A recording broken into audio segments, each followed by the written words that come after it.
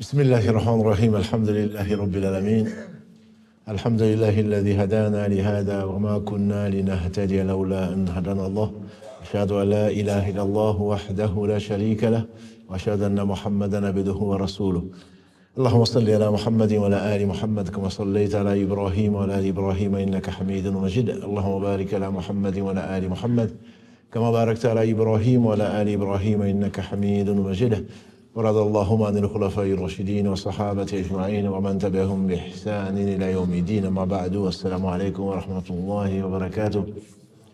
Mes sœurs, mes frères, les louanges, les remerciements, les éloges n'appartiennent qu'à Allah. Le premier qui n'a pas de début, le dernier qui n'a pas de fin. L'apparent, le dominant sur toutes choses, le subtil, le bien informé. Nous le louons, nous le venons vers lui repentant, nous le demandons protection contre les conséquences de nos péchés. Et lui seul en sait le nombre. Et les tendances de l'homme, celui qui Allah guide, nul ne saurait l'égarer, celui qui est privé de sa guidée, nul ne saurait lui montrer le droit chemin. J'atteste qu'il est le seul digne d'adoration, j'atteste de la véracité, de l'exemplarité, de la prophétie de Mohammed ibn Abdillah. Qu'Allah bénisse ce prophète, sa famille, ses compagnons et tous ceux qui les auront suivis dans le droit chemin, nous fasse l'honneur d'en faire partie.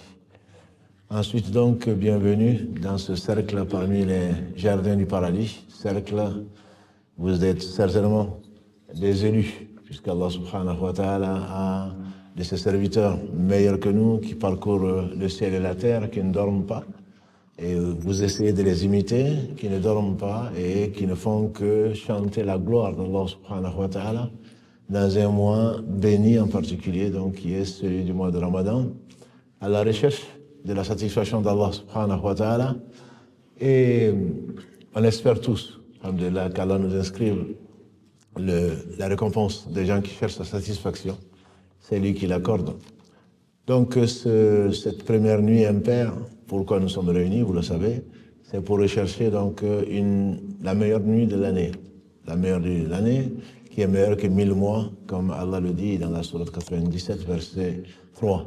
Il dit subhanahu wa ta'ala, ba'da a'udhu billahi minash shaitanir rajim, bismillahir rahmanir rahim, inna anzalnahu fi laylatil qadr, wa ma adraka ma laylatul qadr, laylatul qadr khayrun min alfi shahr.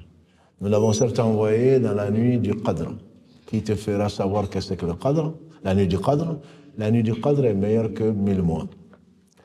Donc cette nuit, on traduit parfois par la nuit du destin, par la nuit de la destinée, la nuit de la détermination, la nuit de la valeur. Les savants, les gens de science, notamment le Cheikh Uthaymin, rahmahullah, il dit qu'on l'a appelé le Laylatul Qadr pour deux raisons. Pour l'honorer, Qadr, Qaddara shay, c'est donner une valeur à une chose. C'est donner une valeur à une chose, c'est considérer et donner de l'honneur à une chose. Donc c'est une nuit qui est honorée, c'est une nuit qui a de la valeur. Donc peu importe la traduction qu'on lui donne. Et la deuxième raison, c'est que Allah subhanahu wa ta'ala a voulu y mettre donc ce qu'il dit ensuite à la fin des versets. Laylatul Qadr khayrun min alfi shahr, tanazzalu al-malaikatu war-ruhu fiha bi'idni rabbihim min kulli amr. Les anges descendent donc pendant cette nuit, de même que l'esprit, ici unanimement identifié, l'ange Gabriel alayhi salatu wassalam, et ils descendent avec toutes les œuvres ou tous les ordres. Tous les ordres qui sont sages, bien sûr, puisque ça vient d'Allah subhanahu wa ta'ala. Donc tous les ordres sages. Et dans cette nuit, il y a paix. Il y a de la paix jusqu'à l'aube. Et donc cette nuit, donc, c'est pourquoi? Parce Inna anzalnahu fi laylatil qadr. Qu'est-ce qui a été descendu dans cette nuit? Inna anzalnahu, si on traduit mot à mot, nous l'avons fait descendre.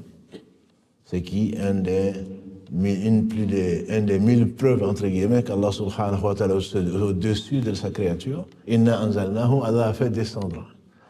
Donc, quoi? C'est le Coran. C'est le Coran qui l'a fait descendre, l'unanimité des savants. Et c'est pendant le mois de Ramadan, comme Allah subhanahu wa ta'ala dit, Shahru Ramadan alladhi unzila fihi al-Qur'an, hudan linnas wa bayinatin min al-huda wal-furqan.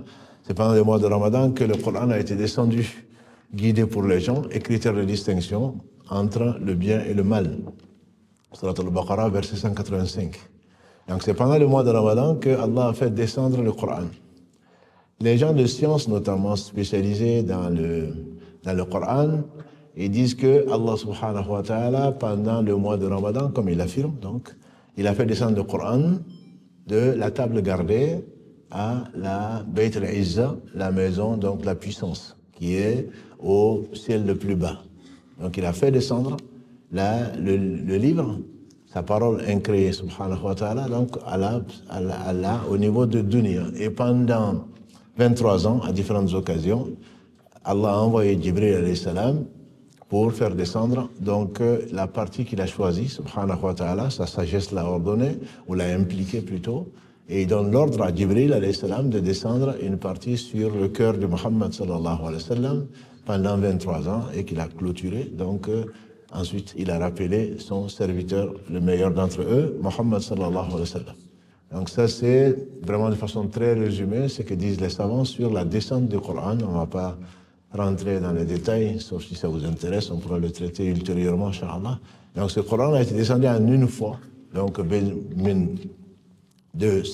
pour descendre donc au niveau du ciel le plus bas, dans Bayt al-Izza. Et c'est pour cela qu'on dit ceci est descendu pendant le mois de Ramadan. Pendant le mois de Ramadan, dans une nuit donc qui est Laylatul Qadr. Et c'est une nuit qui est bénie, et comme l'a dit le prophète sallallahu alayhi wa sallam, قَدْ جَاءَكُمْ شَهْرُ رَمَضَانَ شَهْرُ مُبَارَكَ. Comme ceci a été consigné dans le Musnad de l'imam Ahmad et également dans Muslim, on trouve que voici venu donc le mois de Ramadan, un mois béni, comme s'il voulait confirmer la parole d'Allah subhanahu wa ta'ala dans la sourate Dukhan 44, Inna anzalnahu fi laylatin mubarakah, on l'a fait descendre dans une nuit qui est bénie. Donc on dit pourquoi béni? Parce que Allah subhanahu wa ta'ala a fait descendre encore plus d'anges. Tanazzalul malaikatu wa ruhu fiha. Les anges descendent, donc les anges. Bien sûr, Allah seul sait le nombre des anges, mais les anges descendent, mais ce n'est pas la seule nuit où les anges descendent. Les anges descendent, alhamdulillah, comme nous l'a enseigné le prophète sallallahu alayhi wa sallam, on ne les voit pas, sinon on ne resterait pas là, très certainement. C'est les êtres purs, créés de lumière, qui descendent sous l'ordre d'Allah subhanahu wa ta'ala. Et en fait, comme on le sait, au Asr et au Fajr, ils sont 2 fois plus nombreux. Comme l'a dit le prophète sallallahu alayhi wa sallam, les anges se retrouvent, les anges qui restent avec nous dans la journée, donc descendent au Fajr. Et ils remontent au Asr. Ceux qui restent avec nous dans la nuit, ils descendent un peu avant le Asr, au Asr, et ils remontent donc après la nuit au Fajr. Ce qui fait qu'au Fajr et au Fajr et au Asr, ils sont 2 fois plus nombreux. Les 2 se rencontrent et les 2 donc nous assistent en même temps. Et ce n'est pas la seule raison pour laquelle le Asr est une prière qui est importante. Donc, et le Fajr également, c'est un moment très important où les paresseux dorment, où les négligents, ou ceux qui ont donné beaucoup de valeur à la vie, se précipitent donc dans des œuvres qui ne sont pas les plus utiles. Et donc, ceux qui craignent Allah subhanahu wa ta'ala, qu'Allah a choisi, préfèrent commencer leur journée par donc célébrer les louanges d'Allah subhanahu wa ta'ala, et ils sont entourés des anges. Également bénis, pourquoi? Parce que le prophète sallallahu alayhi wa sallam nous a enseigné tout bien, et nous a enseigné en particulier que quand Allah a des anges, alayhim salam, et si on les voyait, peut-être qu'on ne pourrait pas se concentrer. Allah a des anges, par sagesse on ne les voit pas, qui parcourent la terre. Ils parcourent la terre à la recherche de cercles de dhikr, où on parle, on évoque Allah subhanahu wa ta'ala. Si seulement on savait. Il dit dans le verset 44 de la sourate Isra, subhanahu wa ta'ala, il dit qu'il n'y a pas de créature qui ne célèbre pas sa louange si seulement, simplement on ne comprend pas leur louange. C'est que tous célèbrent la louange d'Allah subhanahu wa ta'ala. Tout ce qui est dans les cieux, tout ce qui est sur la terre. Ces anges recherchent donc quels sont ces êtres parmi les fils d'Adam qui se réunissent pour parler d'Allah subhanahu wa ta'ala. Et ensuite, ils remontent. Une autre preuve, pour ceux qui ne connaissent pas leur Seigneur, une autre preuve, ils remontent vers Allah subhanahu wa ta'ala, et Allah leur demande, bien qu'ils sachent, subhanahu wa ta'ala, il leur demande d'où venez-vous? Ils disent, on vient de la terre. On dira peut-être même de la mosquée du Mirail. On revient donc de la terre, et on a trouvé de tes serviteurs qui sont en train de t'évoquer. Et Allah va dire, subhanahu wa ta'ala, est-ce qu'ils m'ont vu? Ils vont dire, non, ils ne t'ont pas vu. Et Allah va leur demander, ici, m'avait vu. On espère tous, alhamdulillah, cette contemplation de sa noble face qu'il a réservée donc aux meilleurs d'entre nous qui seront les hôtes du paradis. En tout cas, dans la sunna, les gens de l'orthodoxie, si on peut l'appeler ainsi, de la sunna et de la jama'a, sont convaincus de cela, et ce sont des hadiths, alhamdulillah, qui ne manquent pas, et des versets qui viennent confirmer, donc se dire là que la plus grande joie, le plus grand don qu'Allah fera aux gens du paradis après les avoir comblés au paradis, ce sera donc la contemplation de sa noble face, Jalla wa ala. Et donc ils vont demander, est-ce que vous l'avez vu? Et on ne peut pas voir Allah, subhanahu wa ta'ala, dans ce bas monde. Si Moussa ne l'a pas vu, c'est pas nous qui allons le voir. Le prophète sallam, bien qu'il ait été rapproché pendant Isra wal Mi'raj, il ne l'a pas vu. Quand on lui a demandé, Abu Dhar en particulier, est-ce que tu as vu Allah? Il dit, comment je peux voir Allah? Allah est lumière. C'est ce qu'il a affirmé, et nous y croyons sans chercher le comment. Laysa kamithlihi shay, rien ne lui ressemble. Wa huwa as-sami'ul basir, il est bien celui qui entend parfaitement et qui voit parfaitement. Et donc ils vont demander, Allah va leur demander, bien qu'ils sachent, est-ce qu'ils m'ont vu? Et ils vont dire, non, ils ne t'ont pas vu. Et Allah va leur demander, et s'ils m'avaient vu? Et les anges répondront, s'ils t'avaient vu, ils t'auraient encore évoqué plus. Ils t'auraient encore évoqué plus. Ça, c'est la respiration des gens du paradis. Ils ne mangent pas, ils ne boivent pas, ils n'ont pas de besoin de dégager quoi que ce soit au paradis, mais leur respiration et leurs œuvres d'adoration, ce seront les évocations, le dhikr d'Allah subhanahu wa ta'ala dont ils vivront. Et donc Allah va leur dire, s'ils m'avaient vu, les anges diront, ils t'auraient certainement évoqué encore plus. Et Allah va leur demander, qu'est-ce qu'ils demandent? Et alhamdulillah, on est tous là, on sait tous, c'est pourquoi on est là. Et qu'est-ce qu'ils demandent? Ils demandent ton paradis. Est-ce qu'ils l'ont vu? Non, ils ne l'ont pas vu. Et s'ils l'avaient vu, les anges vont dire, ils t'auraient encore demandé plus, ils auraient insisté encore plus. Et contre quoi demandent-ils? Ma protection. Ils vont dire, ils demandent la protection contre l'enfer. Est-ce qu'ils l'ont vu? Ils ne l'ont pas vu. On espère, alhamdulillah, ne voir l'enfer que pour le traverser rapidement, parce que tout le monde va traverser l'enfer, le pont jeté, la sirate, jeté sur l'enfer. Et s'ils l'avaient vu, ils auraient été encore plus insistants pour demander protection contre l'enfer. Et Allah leur dit, je vous prends à témoin que je les ai pardonnés. Ça, c'est le minimum que l'on peut espérer d'un cercle et de la bénédiction qu'Allah subhanahu wa ta'ala a accordée aux gens qui se rassemblent pour évoquer leur Seigneur subhanahu wa ta'ala. Et on va dire, il y a un tel qui est venu, un tel est avec eux, diront les anges. Il n'est pas venu pour le dhikr, il est venu pour autre chose. Allah seul sait pour autre chose. Et Allah dit, lui aussi je lui pardonne, ce sont des gens en compagnie de qui il n'y a pas de malheureux. Donc ça c'est la bonne nouvelle pour tous ceux qui sont, alhamdoulilah, occupés d'une façon ou d'une autre par le rappel d'Allah subhanahu wa ta'ala. Donc c'est une nuit qui est bénie et c'est un mois qui est béni. Ce n'est pas un moment qui est béni. Il y a des moments bénis certes, comme la Jumu'ah, il y a une heure donc, qui est particulière où Allah subhanahu wa ta'ala accepte donc l'invocation de celui qui l'invoque. Mais là c'est tout le mois qui est béni.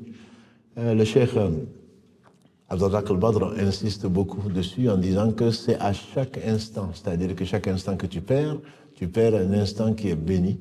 Et donc si tu peux t'adonner au rappel d'Allah subhanahu wa ta'ala, profiter, parce que le Ramadan ne reviendra pas bien sûr, jusqu'au jour du jugement dernier, pour témoigner et pour également être intercesseur pour toi en disant « Oh Allah, pardonne-lui ou fais-le rentrer au paradis parce que c'est moi qui l'ai empêché de manger et de boire. » Donc tout instant du mois de Ramadan est béni, que dure alors d'une nuit où les anges descendent bien plus que d'habitude sur terre en train de rechercher donc les gens qui évoquent Allah subhanahu wa ta'ala pour leur annoncer la bonne nouvelle. Cette nuit donc, le prophète sallallahu alayhi wa sallam nous a enseigné, d'après Abu Huraira radiallahu ta'ala anhu, que Allah subhanahu wa ta'ala promet, il dit quiconque, dit le prophète alayhi wa sallam, se lève à la recherche de la nuit du Qadr, avec foi et espoir de la récompense, Allah lui pardonne tous ses péchés.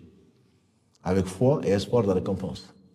Les savants insistent parce qu'il a conditionné par deux choses. Avec la foi, et que ce n'est pas quelqu'un qui dit, bon ben, on va aller avec la famille, on va faire une sortie, surtout le 27 au soir.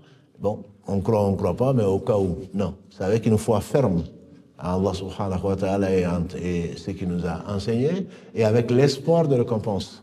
C'est lui qui espère donc la récompense d'Allah subhanahu wa ta'ala, qui est son agrément, et ici son pardon et sa miséricorde. Celui-là, tous ses péchés seront pardonnés. Les savants précisent à juste titre, quand on entend tous les péchés sont pardonnés, on a l'impression qu'on peut faire tout ce qu'on veut et puis en fait on est pardonné. Non. Chaque fois que l'on entend ça, on rappelle le hadith du prophète sallallahu alayhi wa sallam où il dit de la prière obligatoire à la prière, de la Jumu'ah à la Jumu'ah, du Ramadan au Ramadan, de la Umrah à la Umrah, les péchés sont pardonnés si on évite les péchés majeurs.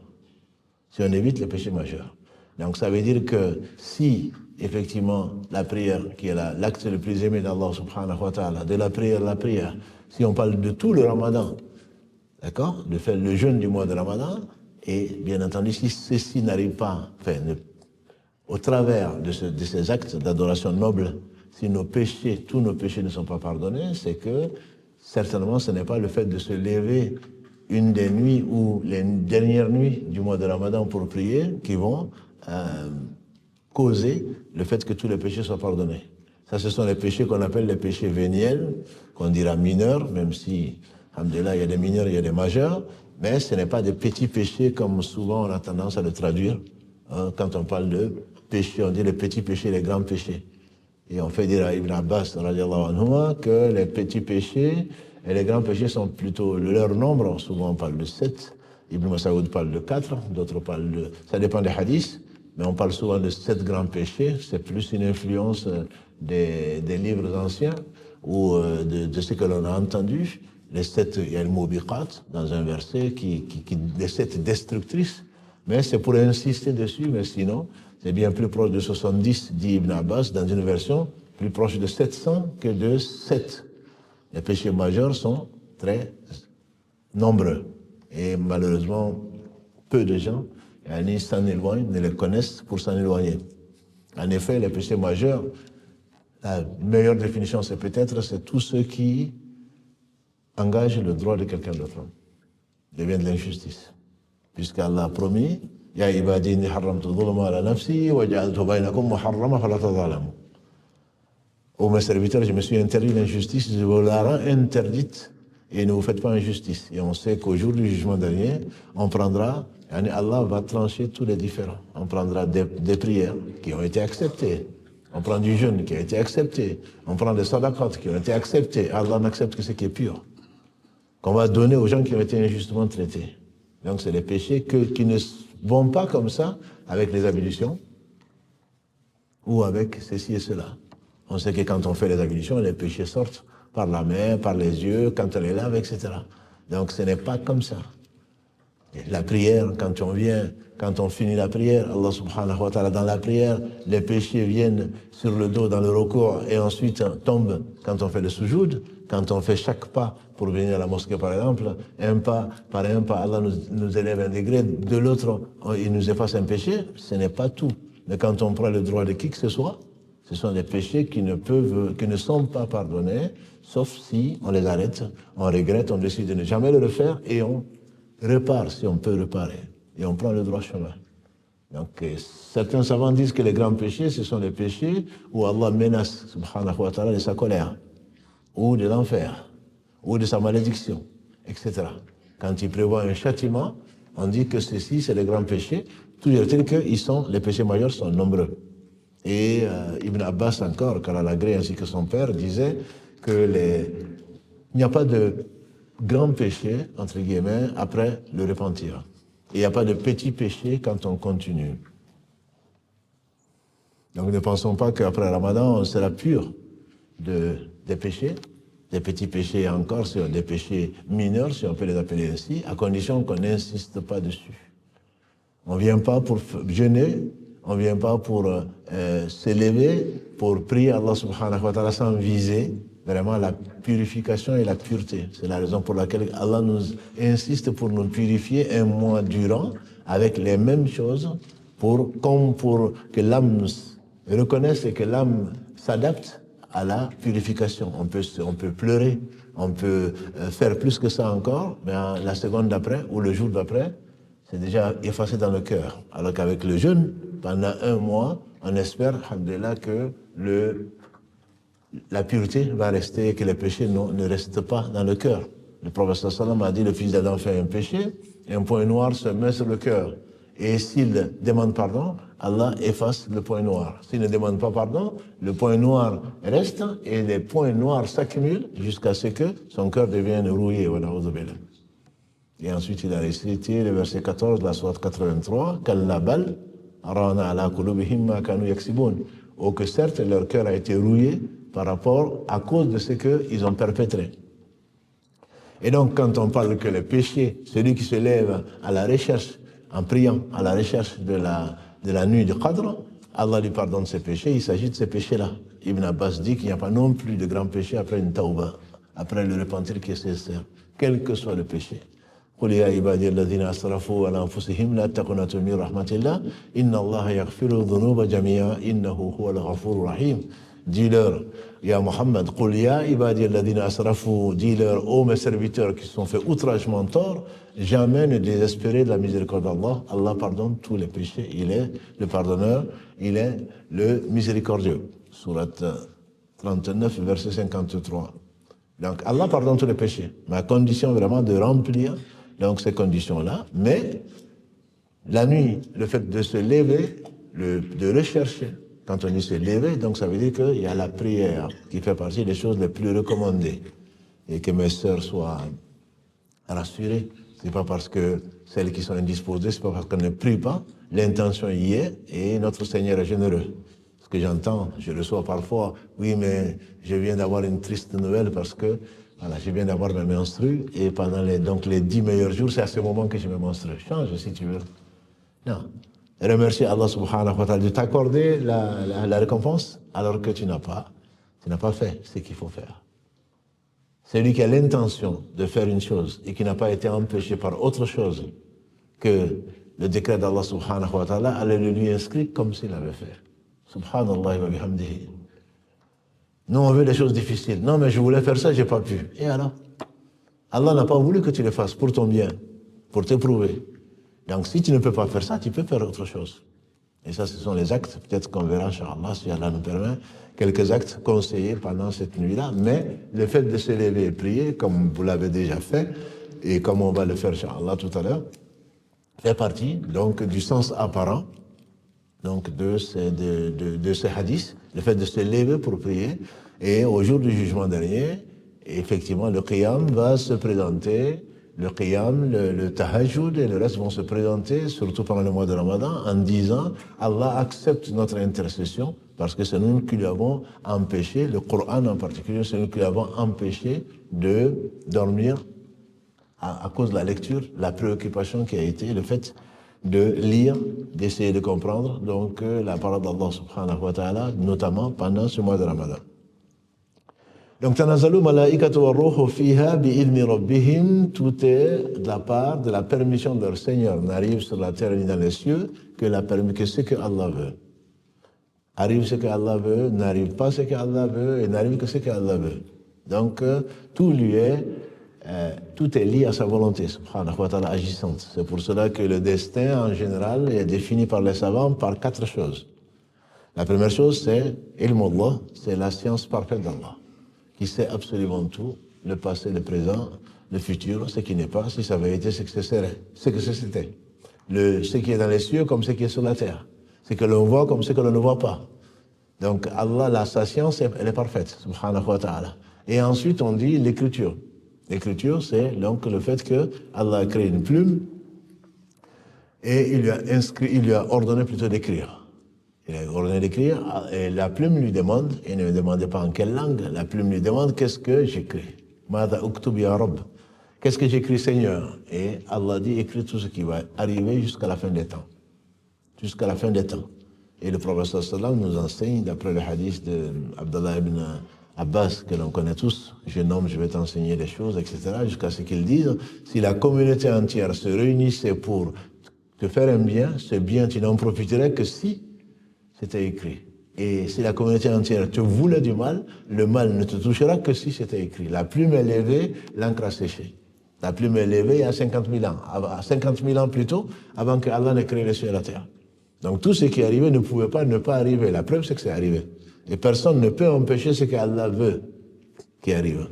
La troisième chose, c'est sa volonté. Il n'arrive que ce qu'Allah veut. Allah, le libre arbitre existe, bien sûr. Il y a beaucoup de commentateurs, il y a beaucoup de philosophes. Si tu n'avais pas le libre arbitre, tu n'aurais pas posé les questions. Et donc, les gens de science disent que le libre arbitre existe, mais il existe dans la volonté d'Allah subhanahu wa ta'ala. Tu ne le voudras que si Allah le veut. Parce que si tu sais que même ce que tu veux est créé par Allah, tu comprendras alors le sens et la grandeur et la majesté d'Allah subhanahu wa ta'ala. Allah met dans la bouche d'Ibrahim, alayhi salam, dans le verset 96 de la sourate 37, Ibrahim dit, quand il a cassé les idoles et que son peuple s'est levé pour l'attaquer, il dit, Wallahu khalaqakum wa ma ta'malun. C'est Allah qui vous a créé et c'est ce que vous faites. Tu ne peux pas, il n'y a pas de clin d'œil, il n'y a pas de sommeil, il n'y a pas de marche, il n'y a pas d'assise, il n'y a pas de réflexion qui ne soit pas créée par Allah. Quand on y pense, on ne peut dire que Allahu Akbar. On ne le réalise pas.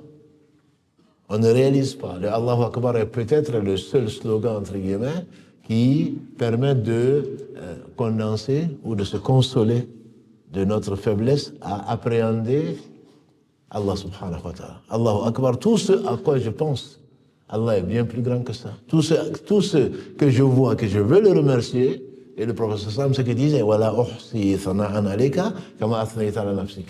Je ne saurais faire ta louange comme tu as fait toi-même ta louange. Parce que si tu te mets à réfléchir, grâce à Allah subhanahu wa ta'ala, au bienfait d'Allah, ou à la puissance d'Allah, on ne réfléchit pas sur Allah, bien sûr, on ne peut pas l'imaginer. On a dit encore, et rien ne lui ressemble, tout ce à quoi tu penses, c'est pas Allah, puisque ce à quoi tu penses, c'est une chose que Allah a créée. Donc on réfléchit, on médite sur ça, c'est bien fait, et tout bien fait vient de lui, subhanahu wa ta'ala. Et la dernière chose, donc, c'est sa puissance. La puissance, Allah subhanahu wa ta'ala est capable de toutes choses. S'il ne fait pas une chose, c'est pas parce qu'il ne peut pas. C'est parce que sa sagesse a dicté que la chose n'existe pas. Mais si Allah voulait, elle existerait. Et donc tout ce qui arrive, c'est par la puissance d'Allah subhanahu wa ta'ala. Ça, ce sont 4 points sur lesquels les savants de la Sunna sont d'accord, pour dire donc que dans cette nuit, les anges descendent avec tout ce qui va se réaliser dans cette année-là. Allah va leur révéler ce qui va se réaliser. Donc tout ce qui s'est passé l'année dernière, alhamdulillah, c'est ce qui avait été fait dans les lettres Qadr, mais quand Allahu A'lam. Donc il y a ce que les savants définissent, il y a 4 niveaux du Qadr. 4 niveaux. On a vu le contenu, 4 niveaux. Le premier niveau, c'est ce qu'on a vu tout à l'heure. Allah demande à la plume d'écrire. La plume a tout écrit. 50 000 ans avant qu'il n'ait créé les cieux et la terre. Donc il a gardé dans le lawh, donc à mahfoud, dans la table gardée. Ça c'est rien ne peut arriver sur la terre, ni dans les cieux, si ce n'est ce qu'Allah a dicté à la plume. Mais ça c'est témoin de quoi? De sa toute-puissance, témoin de son omniscience. Et rien ne peut arriver sauf ce qui a été écrit il y a bien longtemps. Et ensuite, on ne va pas rentrer dans les détails. Comment se fait-il que les invocations changent le destin, la piété filiale, etc. On n'a pas le temps d'en parler ce soir, mais tout ceci, bien entendu, est dans la table gardée. Ça ne change pas. La plume est levée, comme l'a dit le professeur sallam, et l'encre a séché. Donc ça, c'est le destin dans sa globalité. Il y a un destin donc, qui concerne également l'homme. Quand il y a la fécondation, c'est Allah subhanahu wa ta'ala envoie un ange qu'on appelle l'ange des matrices qui dit Ya Allah, bien qu'il sache avant d'avoir créé l'ange et d'avoir tout créé, Ya Allah, voici une fécondation. Et Allah lui dit plutôt d'inscrire donc 4 choses, dont quand il va mourir, si ça va être un homme ou un garçon ou une fille, est-ce qu'il sera bienheureux ou malheureux, et sa subsistance. Et ça, bien entendu, ce n'est pas nouveau. C'est quelque chose qui est pris dans le livre, donc qui est dans la table gardée. Et il y a le destin, ça c'est le destin individuel de l'existence de tous, chacun d'entre nous. Ensuite, il y a le destin, donc, qui est descendu de l'année, et c'est ce qui nous concerne dans Laylatul Qadr. Tout ce qui va arriver cette année-là, celui qui va mourir, celui qui va naître, celui qui va se marier, celui qui va avoir un diplôme, celui qui va être malade, celui qui va guérir, celui qui va obtenir, tout ceci, ça va descendre donc dans Laylatul Qadr. Les anges auront ça entre les mains. Et enfin, il y a le quatrième niveau du destin, qui est donc le destin journalier, si on peut l'appeler ainsi. Allah dit dans la sourate Ar-Rahman,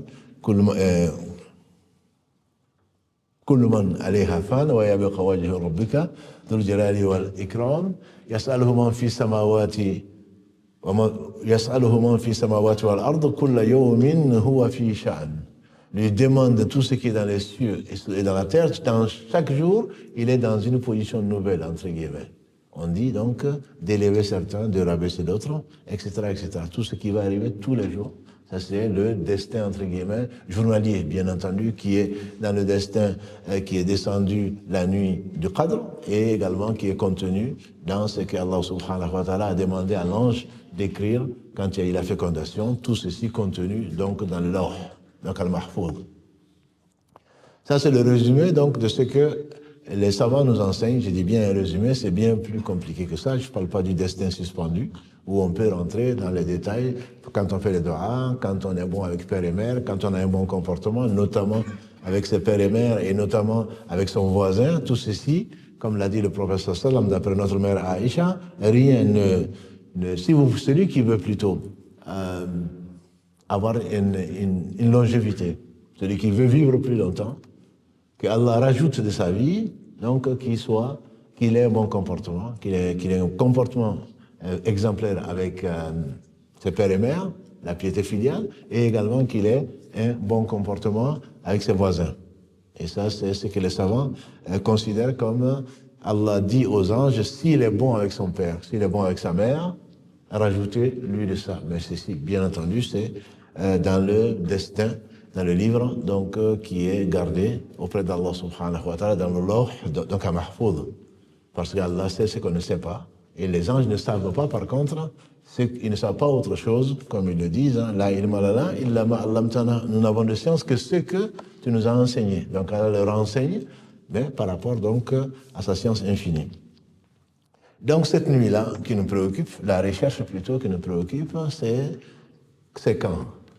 On sait que c'est les 10 dernières nuits, parmi les 10 dernières nuits donc du mois de Ramadan. Et entre autres, le hadith d'Abu Saïd al-Khudri, radiallahu ta'ala, rapporté par les deux, qui a dit que quand Allah a révélé qu'il y a une nuit meilleure que 1000 mois. Nuit meilleure que 1000 mois, entre nous, c'est les calculateurs, et l'homme est calculateur, disent que ça fait 83 années lunaires et 3 mois environ. 1000 mois, c'est 83 années d'adoration. Et celui qui, alhamdulillah,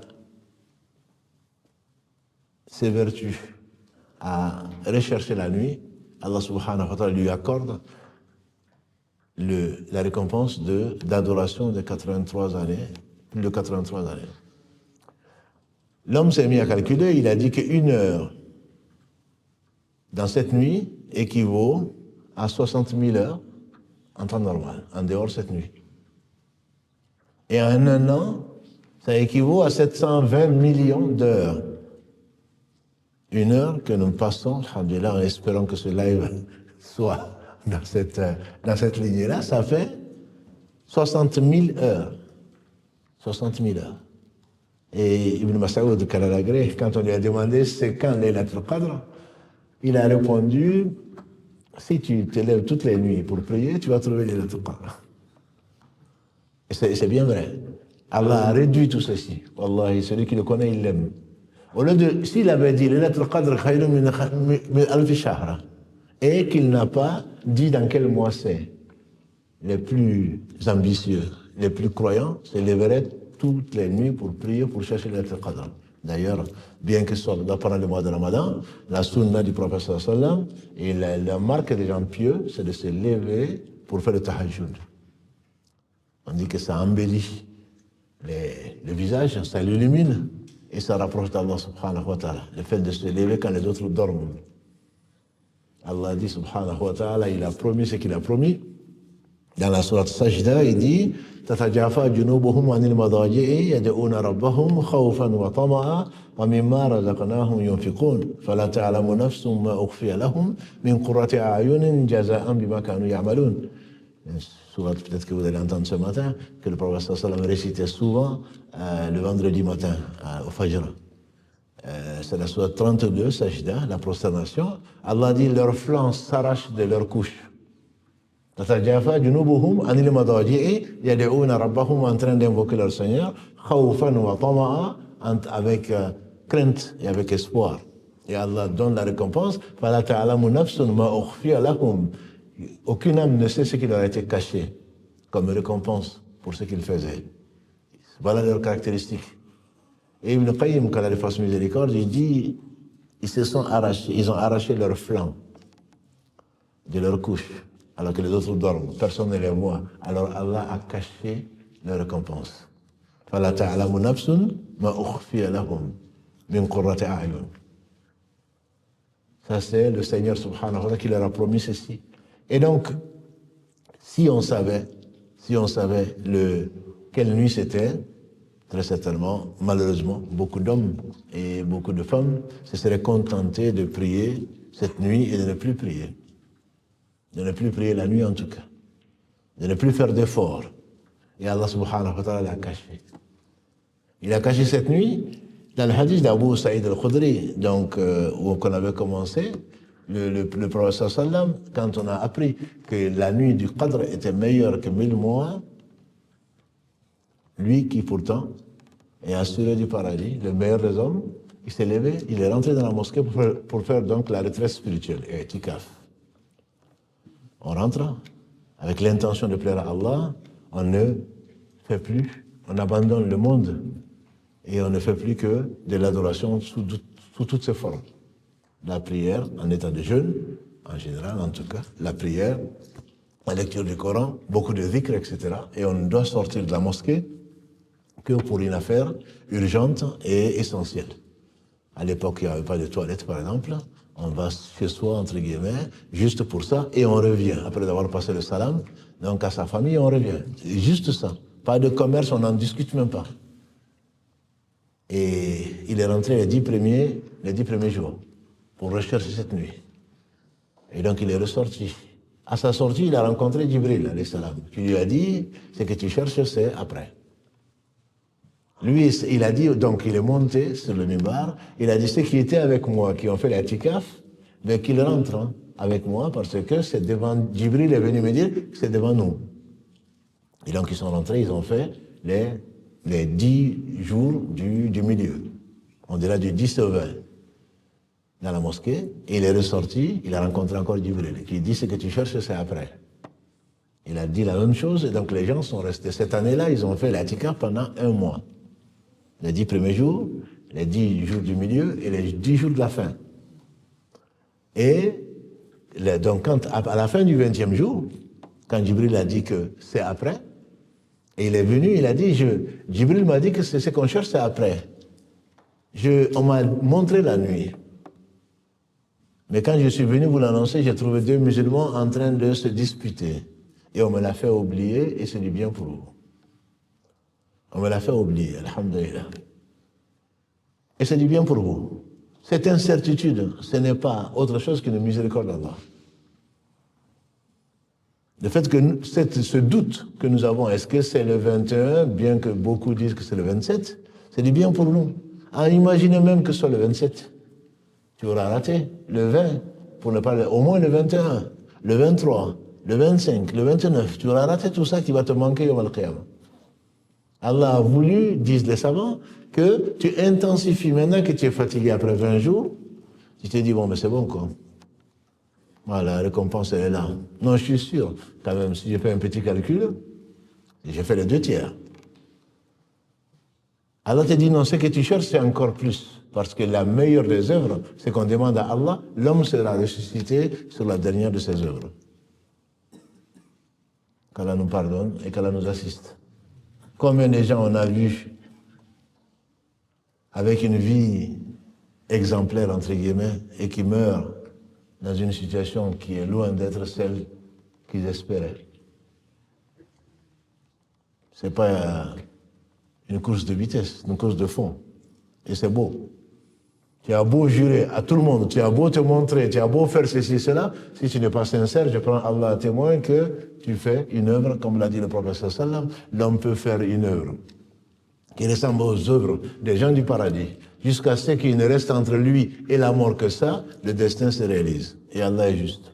C'est le hadith d'Ibn Mas'ud que vous connaissez. La formation de l'un d'entre vous, c'est 40, 40, 40, jusqu'à ce qu'Allah envoie l'ange pour inscrire les 4 choses. Et la fin du hadith, l'homme peut faire des actes qui ressemblent aux actes des gens du paradis, jusqu'à ce qu'il reste entre lui et la mort que ça, le destin se réalise et il va faire un acte. Si on va au paradis, c'est que le dernier acte a été un acte des gens du paradis. Ceux qui vont en enfer, c'est que le dernier acte a été un acte des gens de l'enfer. Personne n'est garanti. Ceux à qui Allah a annoncé le paradis, ils n'en doutaient pas. Mais ils craignaient d'être hypocrites. Je pense à Omar ibn Khattab, radiallahu ta'ala. Nous, on nous aurait dit, ça y est, là. Tu fais un rêve, on en parlera peut-être demain, Inch'Allah. Tu fais un rêve et tu te vois au paradis. Ça y est, c'est fini. La mosquée, Croix-Rouge, un sens interdit. Moi, c'est bon. C'est bon, là. J'ai le paradis, qu'est-ce que je cherche encore? Je ne peux pas... Non, le paradis à 100 degrés. Non, mais moi, le rez-de-chaussée, ça me suffit. Après, maintenant, je vais m'occuper de ce bas monde-là. Non.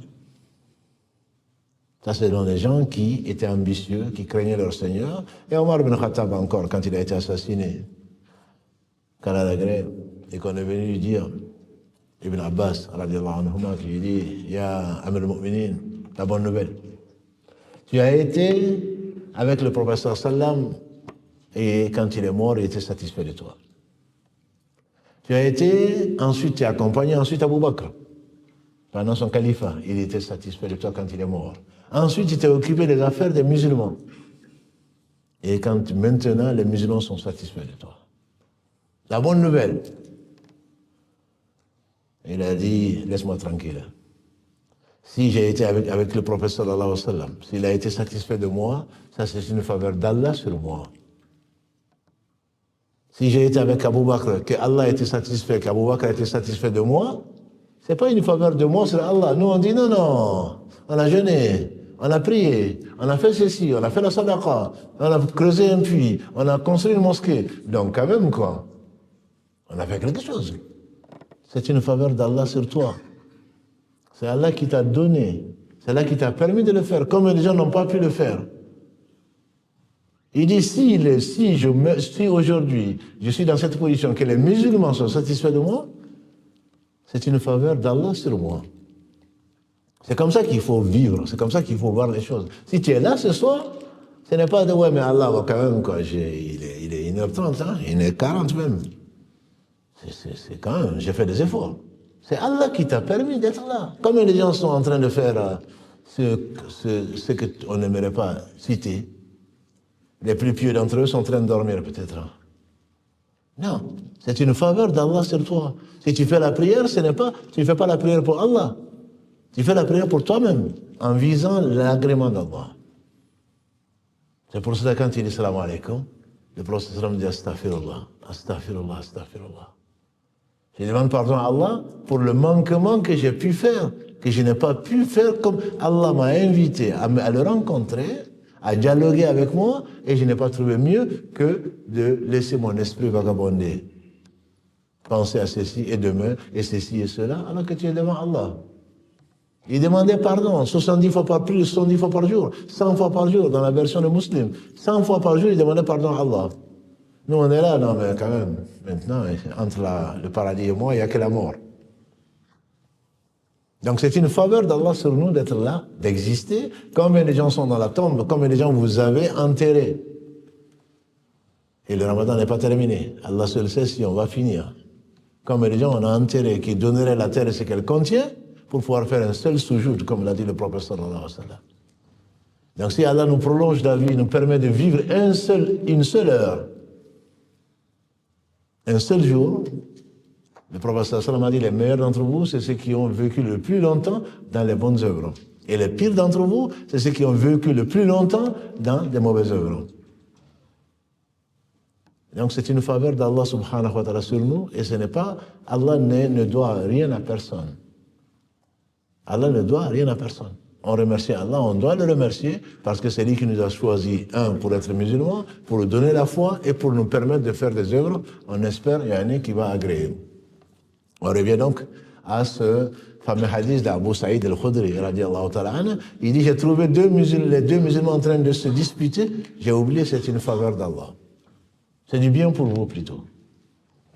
Quand tu vois la vie comme ça, bien entendu, tu as compris qu'Allah ne fait que le meilleur. Tu ne vas pas courir sur ce que tu as perdu.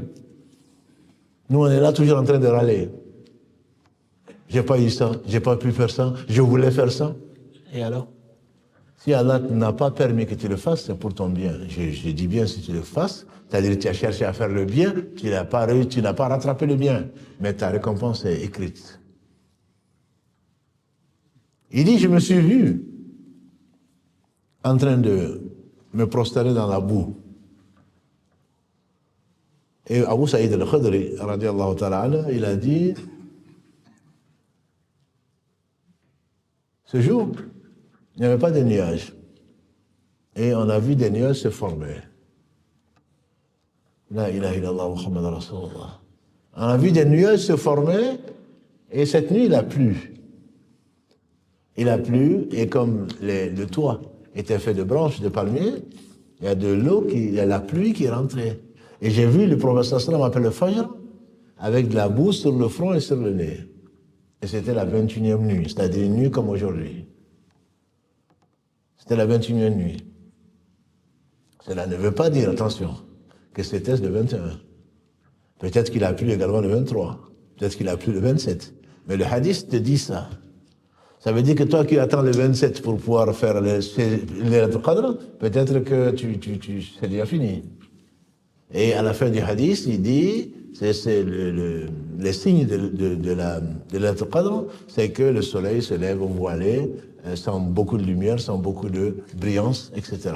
Bon, effectivement, ça dépend de la météo, de là où tu es, peu importe. C'est un des signes, donc, de l'Elat Qadr. Et on a, alhamdoulilah, des chercheurs de paradis, j'en ai rencontré souvent en disant, non, je pense que c'était hier soir. Pourquoi? Parce que quand on est sorti de la mosquée, le soleil, oui, c'est peut-être psychologique, c'est peut-être vrai, peu importe. L'essentiel, c'est que nous sommes garantis. Si nous recherchons, c'est comme si nous l'avons vu, peu importe. Et Allah subhanahu wa ta'ala n'est pas oublieux, il est miséricordieux, si on l'a vu, c'est grâce à Allah. Donc ça, c'est une des hypothèses, c'est le 21. C'est la nuit du 21. Il y a l'hypothèse du 23. Un compagnon rapporte presque la même chose, mais il dit que c'est la nuit du 22 au 23, c'est-à-dire la nuit du 23. Il y a l'hypothèse du 24, qu'on trouve dans le Musnad d'Ahmad, rahmahullah, ou le hadith que vous connaissez, la première, les feuilles d'Ibrahim, alayhi salatu wassalam, ont été révélées la première nuit du Ramadan. La Torah a été révélée sur Moussa, alayhi salatu wassalam, après 6 nuits du Ramadan. L'évangile a révélé sur Jésus, alayhi salam, la 13e nuit, après 13 nuits plutôt, du Ramadan. Après 18 nuits, les feuilles de Daoud, alayhi salam, plutôt, le Zabour, les psaumes ont été révélés sur Daoud, et le Coran après 24 nuits.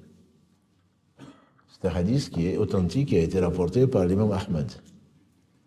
21, 23, 24, il y a le 25 aussi, qui a été, Ibn Abbas rapporte un hadith qui va vers le 25. Mais c'est le 27 où il y a beaucoup de hadiths, et beaucoup de musulmans pensent que c'est le 27. Il y a beaucoup de hadiths dessus, dont le hadith de Ubay ibn Ka'b, radiallahu ta'ala anhu, quand Ibn Mas'ud a dit que celui qui se lève toute la nuit, il va avoir, de l'année, va avoir les Qadr. Il a dit, oui, mais ça c'est parce que Ibn Mas'ud ne veut pas que les musulmans se reposent, il veut du bien aux musulmans, donc, mais il jure par Allah que c'est le 27. C'est la nuit du 27. Et il y a également le hadith d'Abu Dhar, radiallahu ta'ala anhu. Il a dit, on s'est levé une année avec le prophète sallam, alors qu'il restait 7 nuits avant la fin du Ramadan. On a prié le premier tiers de la nuit. Ensuite, quand il restait uni, c'est-à-dire la nuit du 24, il ne s'est pas levé, sallallahu alayhi wa sallam, pour prier avec les autres. Quand il restait 5 nuits, c'est-à-dire la nuit du 25, il s'est levé et on a prié avec lui la moitié de la nuit. Et je lui ai dit à Rasulallah, sallallahu alayhi wa sallam, pourquoi on ne continue pas? Et il a dit, c'est que vous savez certainement, c'est lui qui prie avec l'imam jusqu'à ce que l'imam parte, c'est comme s'il avait prié toute la nuit, comme pour le consoler. Lui, il voulait continuer à prier.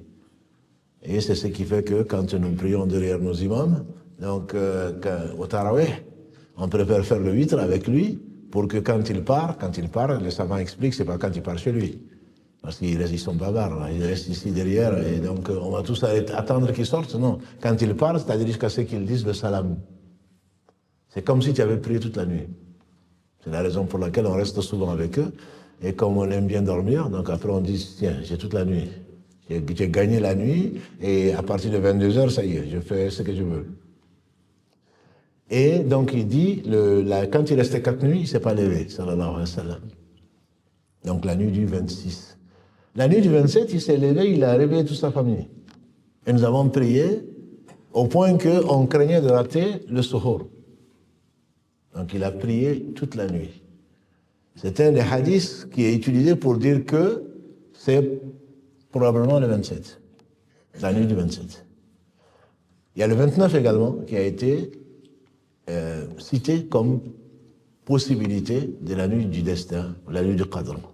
Donc on a au moins le 21, l'hypothèse du 21, du 23, du 24, du 25, et du 27 et du 29. Qu'est-ce qui reste là? Ibn Hajar al-Asqalani, celui qui a commenté le Bukhari, il dit que quand on fait toute la somme, c'est que il se peut que la nuit de Qadr change tous les ans. Parce qu'il n'y a pas de contradiction. Cette année, ça a été le 27, l'an prochain, ce sera peut-être le 25.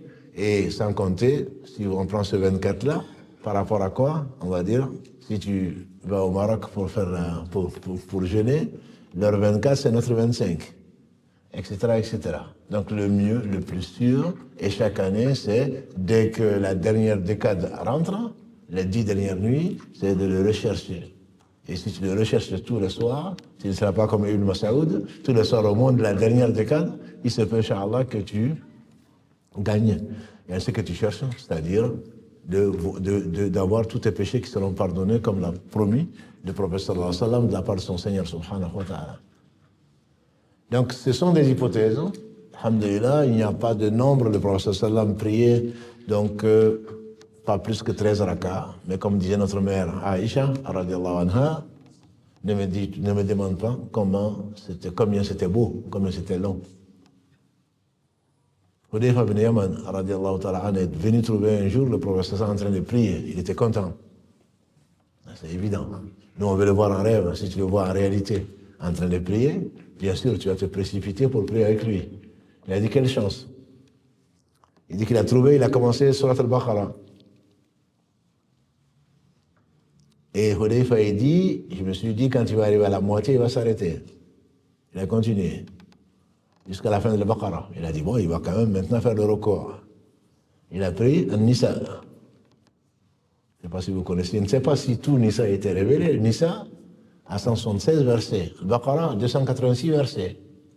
Il a fini Nisa. Il a dit, bon, maintenant, il va faire le record. Il a continué. Il a pris Ali Imran, 200 versets. Et quand il a fini, il a dit Allahu Akbar. Ah, ça c'est vraiment Allahu Akbar. Il a fait le record. Il dit il est resté presque aussi longtemps dans le record que quand il était debout. Quand on parle de la prière du prophète sallam, on comprend mieux pourquoi ses pieds étaient enflés. Et pourtant, Allah lui avait pardonné ses erreurs qu'il a pu faire. C'est ce qu'il lui a dit d'ailleurs notre mère Aïcha, radiallahu ta'ala.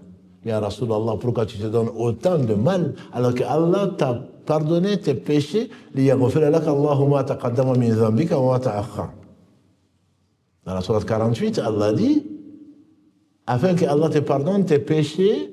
On ne parle pas de péché, bien sûr, le prophète n'a pas fait de péché, dans le sens de volontairement. Ce qu'il a pu faire comme erreur, passé et à venir. Pourquoi tu donnes autant de mal? C'est notre raisonnement. Allah nous dirait, tu n'as pas de péché, je t'ai tout pardonné. Allah seul sait où on serait. On est tous des pécheurs. Et il a dit, est-ce que tu ne veux pas, Aïcha, que je sois un serviteur très reconnaissant? Je te dirais, toi, mon frère, ma soeur, est-ce que tu ne veux pas être un servant ou une servante reconnaissante? Allah donne tout à tout le monde sauf la foi. Allah t'a donné la foi. Et tu es paresseux, tu es paresseuse avec ça. Allah t'a donné la santé. Allah t'a donné le monde de ce qu'il contient bien plus. Allah a embelli, comme il dit dans la sourate 49. Il a embelli la foi. Il a donné la foi. Et il a embelli. C'est que les gens voient beau, la perversité, le mal que les gens font, ça, Shaitan les a embellis à leurs yeux. Et toi, Allah, et Allah a rendu ça vilain pour toi. Si on ne fait pas le mal, c'est grâce à Allah, parce que Allah l'a rendu mauvais dans nos balances. Sinon, on ferait tous du mal. Le bien, il nous a incité à le faire. Il nous l'a montré, il nous a incité à le faire, il nous a aidé à le faire. Comment tu peux ne pas remercier Allah subhanahu wa ta'ala? Comment tu peux ne pas remercier?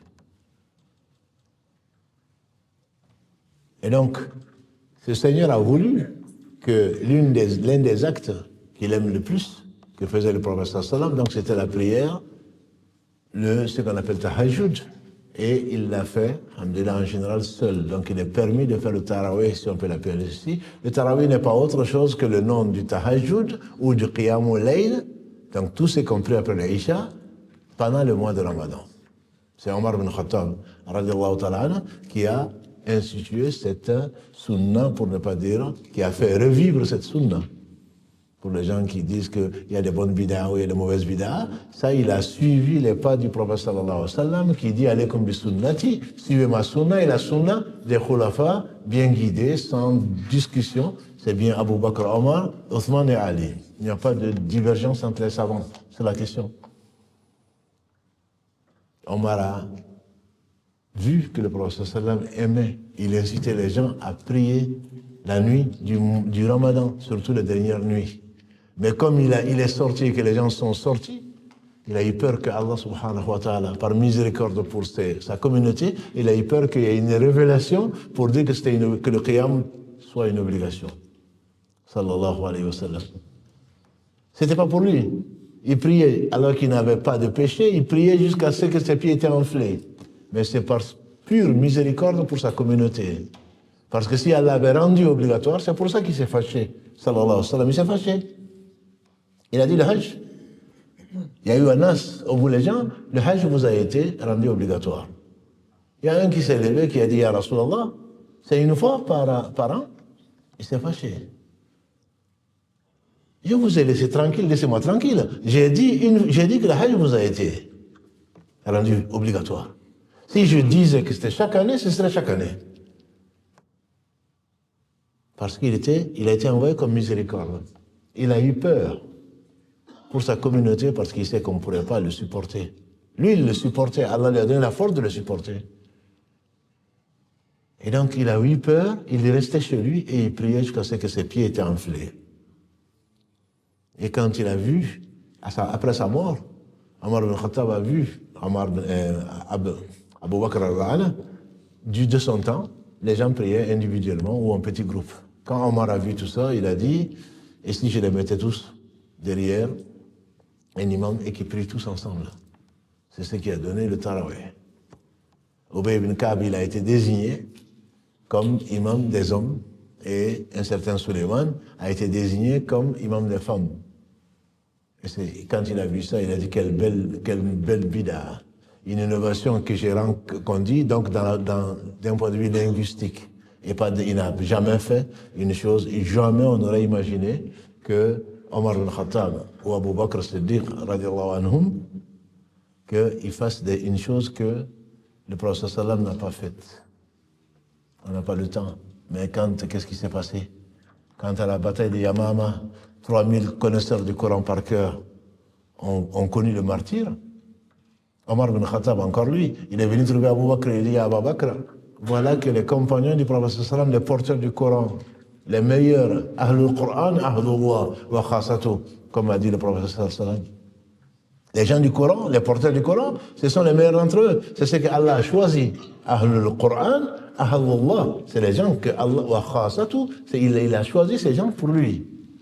Ils sont en train de mourir à la bataille de Yamama contre Musaylim al-Kadhab, qui s'est prétendu prophète. Les musulmans l'ont affronté, ils sont armés, et il y a eu 3000 morts. Ils ont eu du mal. 3000 morts parmi les gens qui connaissaient le Coran par cœur. Ils ont eu du mal à se défaire de Moussaïlima. C'est pas parce que tu es musulman que à tous les coups tu sors, ça y est. Des gens ils meurent. Non. Allah te teste pour choisir et pour élire des martyrs. Allah n'a pas besoin de toi. N'est-ce pas qu'il a envoyé des anges à Badr, et c'est pas qu'à Badr qu'il les a envoyés pour décimer les polythéistes. Allah n'a pas besoin de qui que ce soit. Et quand on va pour rendre une histoire longue ou courte, quand Omar ibn Khattab a vu ça, et c'était, s'il y avait un inspiré dans la communauté, ça aurait été lui, il a été voir Abu Bakr. Il dit à Abu Bakr, voilà, je crains, s'il meurt, les gens qui connaissent le Coran par cœur, s'il meurt, je crains qu'on soit comme les juifs et les chrétiens et qu'on diverse sur le livre. Et si tu le mettais par écrit? Abu Bakr, qu'est-ce qu'il dit? C'était le meilleur d'entre eux. Il dit, comment tu vas, ya Omar, comment tu vas me demander de faire une chose que le prophète n'a pas faite? C'est ça le réflexe. Comment je vais faire une chose que le prophète n'a pas faite? On dit, il n'a pas cessé d'insister jusqu'à ce que Allah ouvre le cœur d'Abu Bakr à ça en disant, c'est peut-être pas une mauvaise chose que de mettre le Coran par écrit. Ils vont chercher un jeune intellectuel, Zayd ibn Thabit, un Ansar, qui était un des scribes du prophète sallam, et qui lui dit, Abu Bakr le fait appeler, c'est toi qui étais un des scribes attitrés du prophète sallam, tu écrivais quand il y avait la révélation, tu le mettais par écrit. Voilà ce que ce jeune homme-là me dit. Il avait 10 ans de plus que Omar, c'est son jeune frère. Il dit, voilà ce que ce jeune homme me dit de faire. Et Zayd ibn Thabit, qu'est-ce qu'il disait? On m'aurait demandé de porter la montagne, ça m'aurait été plus facile que de faire une chose que le prophète sallallahu n'a pas faite. Ça, c'est l'esprit des compagnons du prophète sallallahu. Aujourd'hui, je parle de la sunna, on a l'impression que, non mais oui, mais bon, les compagnons, oui, on est des hommes, ils sont des hommes. Toi, tu n'as même pas de sexe, je dirais. Et c'est des hommes, il y avait des femmes parmi elles. Mais toi, on ne sait même pas qui tu es. Et donc, les compagnons ont fait ces prières ensemble et en groupe. C'est pour cela que quand on a demandé à Cheikh Albani qu'il fasse miséricorde, ou d'autres, est-ce que c'est mieux de prier seul ou de faire en groupe? Il a dit c'est mieux de prier en groupe. Pourquoi? Parce que les compagnons ont prié en groupe. Et c'est le meilleur de cette communauté. Ça ne veut pas dire que tu ne peux pas prier seul. Tu peux le faire. Même si en groupe, comme je l'en ai parlé hier soir, on n'arrive plus avec le bruit, avec des gens qui causent, qui ne craignent pas Allah. Tu n'arrives pas à prier, bien sûr, mieux vaut que tu pries en groupe, que tu pries seul. Mais le fait de prier en groupe, il y a une baraka avec. C'est ne serait-ce que suivre la sunna des compagnons du prophète sallallahu alayhi wa sallam. Donc c'est pour ça que c'est conseillé. Mais si tu ne peux pas, parce que tu as raté, parce que tu travailles, parce qu'autre chose, tu peux prier seul. Ça c'est possible. Et ces nuits-là, on va les occuper. J'avais dit 1 heure, déjà 1h05. Ces nuits, on va les occuper par, je ne vais pas dire qu'on ne dort pas, le peu de temps qu'il te faut pour reprendre tes esprits, pour te reposer un peu, faire ce que tu sais lire du Coran, alhamdulillah. Et le prophète sallam a dit, celui qui a lu 100 versets la nuit n'est pas considéré comme un insouciant. 100 versets n'est pas considéré comme un insouciant. Celui qui a récité dans la nuit 200 versets est considéré comme quelqu'un de droit et de sincère. Vous voyez qu'il y a de la marge. Voilà. Donc ça, ce sont des hadiths. Celui qui peut le faire, qu'il s'approche de l'idéal, droit et sincère comme il a promis sallallahu alayhi wa sallam. Combien de rakas on prie? Lui, il en priait 11 ou 13, comme j'ai dit. Ne me demandez pas combien c'était long, combien c'était beau. Mais on dit que Omar ibn Khattab a ordonné à celui qui lisait vite dans la raka de lire 30 versets. Celui qui lisait pas trop vite de lire 25 versets. Et celui qui lisait lentement de lire 20 versets à peu près. C'est-à-dire que quand tu es imam, tu ne dois pas fatiguer les gens. Quand tu es seul, bien sûr, tu fais le Baqarah, si tu veux. Mais quand tu es devant les gens, tu dois alléger. Tout ça, ça fait partie de la sunna du prophète sallallahu alayhi wa sallam. Il y a bien entendu celle qui est indisposée, qui ne peut pas prier, et pour cause, peut faire du dhikr. Les lives qu'on est en train de faire, tout ceci, tout est adoration. L'adoration, c'est tout ce que Allah aime et agrée parmi les œuvres du cœur, de la langue et des membres. Comme l'imam Ibn Taymiyyah, il a défini et les savants sont d'accord sur cette définition générale. C'est tout ce que tu fais pour plaire à Allah et qui a été institué par le prophète sallallahu alayhi wa sallam. Parler d'Allah, bien sûr. Même la prière, a dit le prophète sallallahu alayhi wa sallam. Le tawaf autour de la maison, la Kaaba.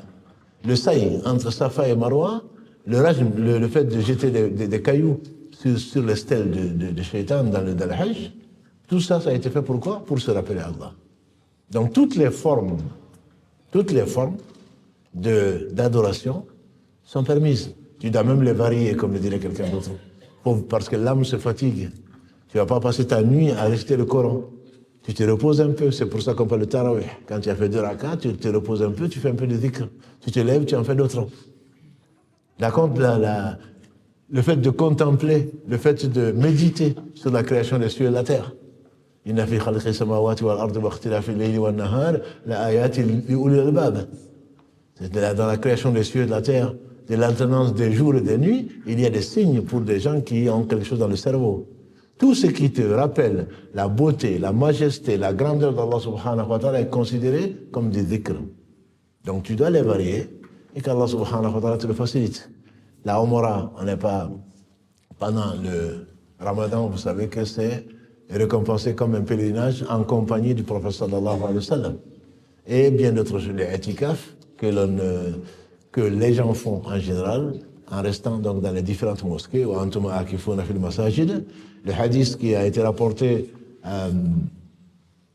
par Hudayfa encore Ibn Yaman, où le prophète sallallahu alayhi wa sallam a dit on ne fait le itikaf que dans 3 mosquées, dans les 3 mosquées que vous connaissez, la Mecque, Médine et Quds, à Jérusalem. Et donc, ce qui font que, en tout cas dans cette mosquée et d'autres, on ne la fait pas. Mais cela ne veut pas dire que Shaitan va dire je ne fais pas itikaf, donc non. Tu dois occuper ton temps. Ce temps, il est précieux et qu'Allah subhanahu wa ta'ala le bénisse.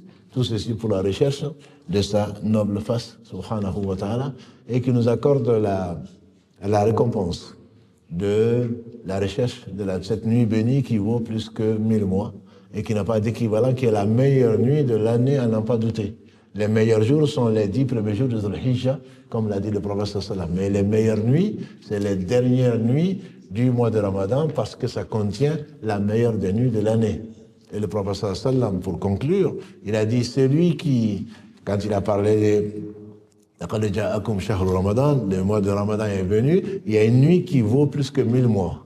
Et il a dit celui qui n'en profite pas, il a tout perdu. Celui qui ne profite pas de cette nuit, il a tout perdu. Il n'a rien gagné. C'est la raison pour laquelle on n'est qu'au début, alhamdulillah, qu'Allah nous montre la fin et qu'il nous incite à, comme l'a dit le prophète sallam à Mu'adh bin Jabal, ne néglige pas à la fin de chaque prière de dire Allahumma inni ala dhikrika wa shukrika wa husni ibadatik. Ce que l'on cherche, ce n'est pas la médiocrité, ce qu'on cherche, c'est que malgré qu'on est fatigué parce qu'on a mangé peu, et tant mieux, qu'on a dormi peu, pour ceux qui vraiment ont passé leur nuit à prier, ce n'est pas une raison pour se relâcher. Ce monde et ce qu'il contient, il est éphémère. Et les premiers sont partis. Ceux qui peuvent regretter, on dit les gens du paradis, la seule chose qu'ils regrettent, c'est d'avoir pas fait plus dans ce bas monde. C'est d'avoir pas exploité leur temps dans ce bas monde-là. Donc il ne faudrait pas laisser une minute, si c'est possible, il ne faut pas laisser une heure qui vaut 60 000 heures, je vous dis. D'après les calculs, 60 000 heures, une nuit de Laylatul Qadr, ça vaut 60 000 heures. Et toi, tu vas perdre 1 heure dans les réseaux sociaux en train d'écouter des griots, ou en train d'écouter des chansons, ou en train de manger la chair des uns et des autres. Quelle perte, quelle perte. Qu'Allah subhanahu wa ta'ala nous fasse profiter de ce qu'il nous a enseigné, qu'il nous pardonne ainsi qu'à ce que nous ont dévancé dans la foi, et qu'il prie abondamment, qu'il bénisse abondamment celui par lequel il a illuminé donc nos cœurs et le cœur de millions de gens. Je vous nomme Muhammad sallallahu alayhi wa sallam. اللهم صل وسلم وبارك على نبينا محمد وعلى آله وصحبه أجمعين سبحانك اللهم وبحمدك أشهد أن لا إله إلا أنت أستغفرك وأتوب إليك سبحان ربك رب العزة عما يصفون وسلام على المرسلين والحمد لله رب العالمين والسلام عليكم ورحمة الله وبركاته.